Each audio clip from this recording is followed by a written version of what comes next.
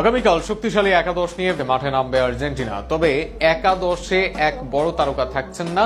চমক দেওয়া একাদশ নিয়ে কাল বিশ্বকাপের প্রস্তুতি শুরু করবে স্ক্যালোনির দল। একই মহাদেশের চেনা দলের বিপক্ষে আগামীকাল অচেনা এক একাদশ নিয়ে খেলতে পারে বিশ্ব চ্যাম্পিয়নরা। আরো শুনুন প্রতিবেদন।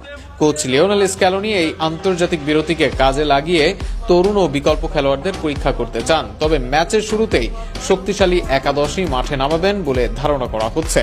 মিডফিল্ডে লিভারপুলের অ্যালেক্সিস ম্যাকঅ্যালিস্টার ও চেলসির এনজো ফার্নান্ডেজের শুরুর একাদশে থাকার সম্ভাবনা বেশি।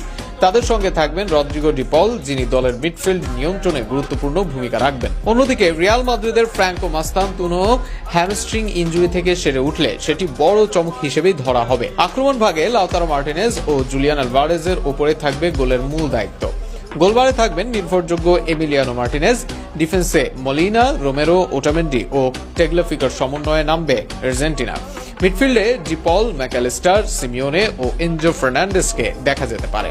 তবে সবচেয়ে বেশি আলোচনায় আছেন লিওনেল মেসি। আন্তর্জাতিক ক্যারিয়ারে ইতিমধ্যেই 114 গোল করা এই তারকার 195তম ম্যাচে মাঠে নামার কথা থাকলেও সেটি এখনো নিশ্চিত নয়।